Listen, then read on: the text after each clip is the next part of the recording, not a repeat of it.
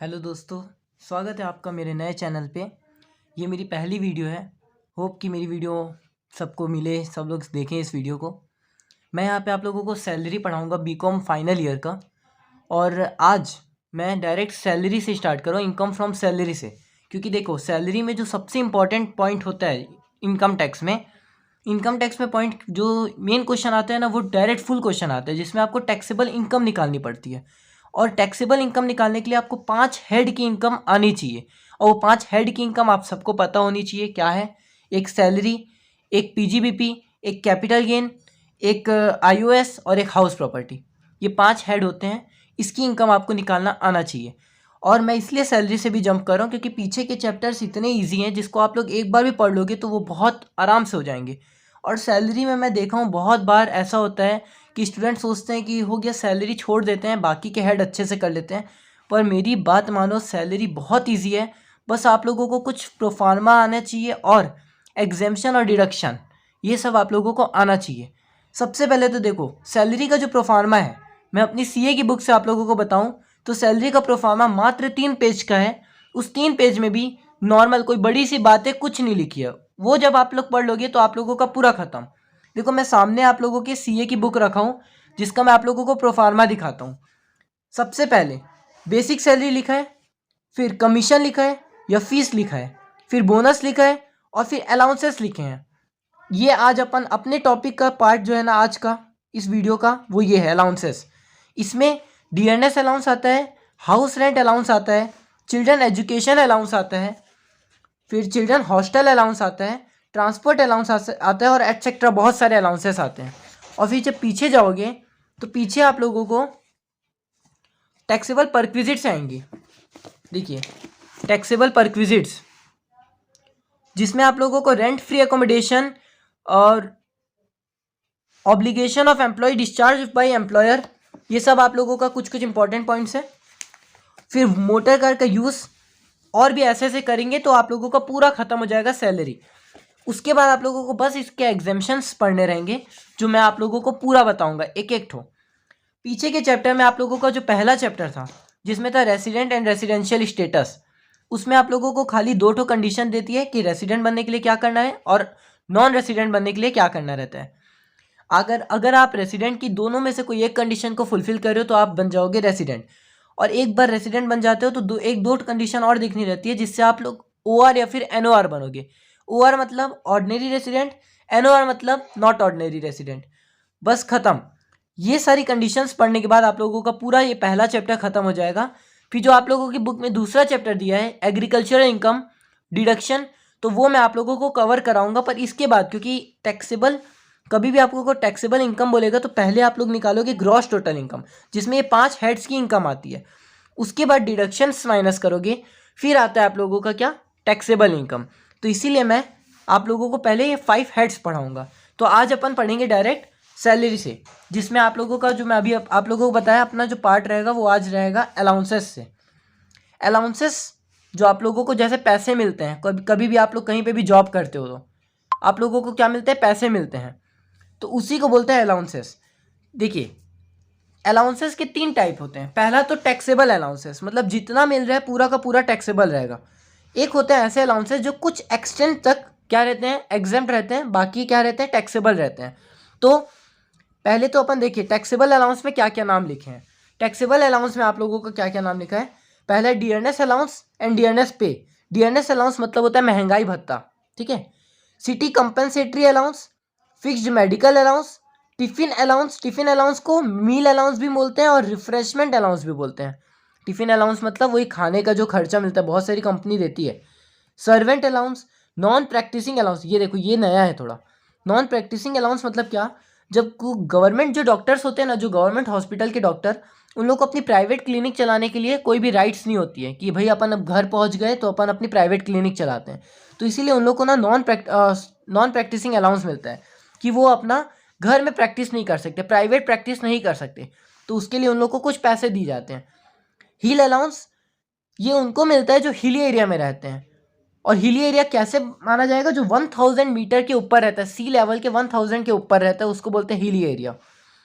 Warden allowance, warden मतलब समझते हो ना, हॉस्टल में जो वार्डन रहती हैं स्ट्रिक्ट वाली, उनको बोलते हैं वार्डन अलाउंस। उन लोग को दिया जाता है वार्डन अलाउंस। वार्डन अलाउंस में क्या होता है, वार्डन अलाउंस आप लोगों को जो मतलब मिलेगा, ठीक है, जो भी वार्डन रहती है उन लोगों को क्या मिलता है, अलाउंस मिलता है। एक होता है डेप्यूटेशन अलाउंस।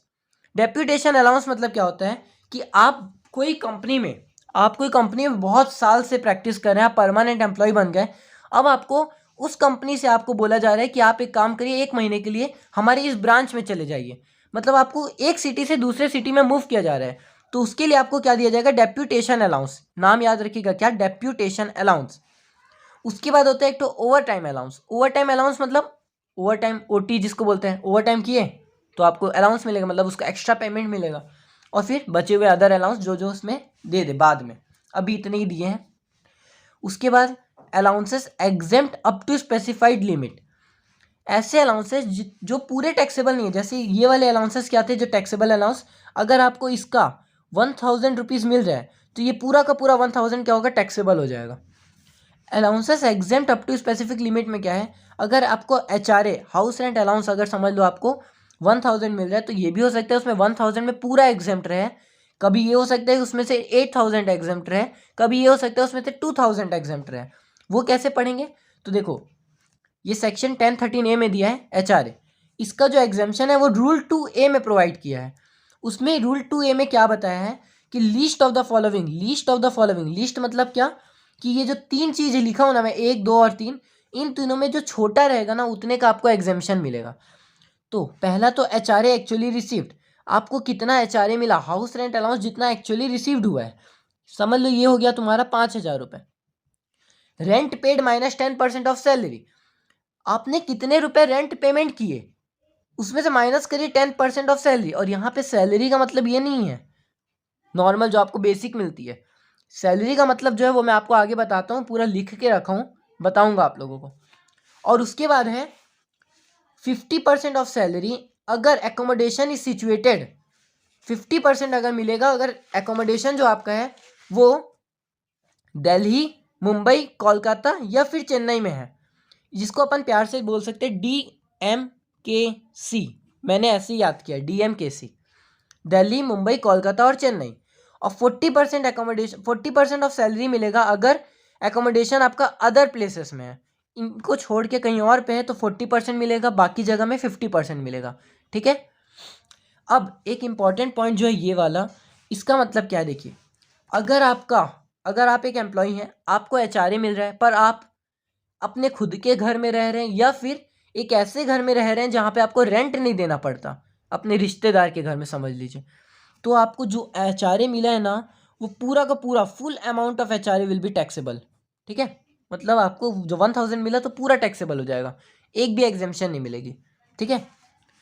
उसके बाद देखिए अगर आपका पिछले मंथ मतलब जो जिस साल का आप रिटर्न भर रहे हैं उस साल के लिए अगर आपका रेंट पेड 1 लाख से एक्सीड होता है, 1 लाख से एक्सीड होता है per annum, 1 lakh per annum मतलब 12 महीने का रेंट अगर 1 लाख रुपए से ज़्यादा है तो आप कंपलसरी, आपके लिए एक लाइबिलिटी बन जाती है कि आप अपने एम्प्लॉयर को लैंडलॉर्ड का पेन अलॉट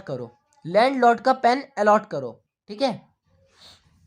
और इस रूल के हिसाब से जो अपन HRA पढ़े उसमें सैलरी का मतलब क्या है, सैलरी में डियरनेस अलाउंस भी आएगा अगर टर्म ऑफ एम्प्लॉयमेंट प्रोवाइड करे।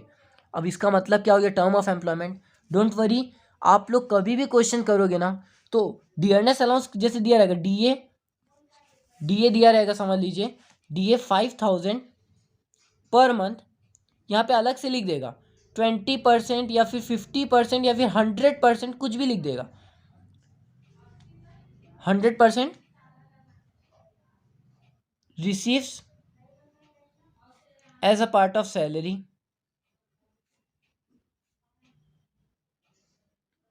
या फिर forming part of retirement benefit, ये कुछ भी ऐसा लिखा ना तो उतना यहाँ पे सैलरी में इंक्लूड कर देना।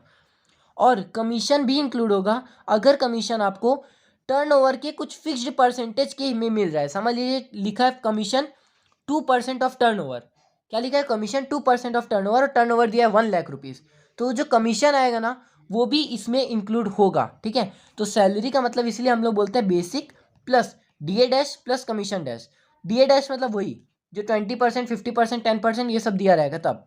और कमीशन डैश मतलब अगर आपका जो कमीशन है वो किसी फिक्स्ड परसेंटेज के हिसाब से दिया है तो आप कमीशन को भी ऐड करेंगे सैलरी में, उसी के हिसाब से आप ये 40%, 10% ऑफ सैलरी ये सब निकालेंगे, इसके हिसाब से निकालेंगे, ये वाली सैलरी के हिसाब से।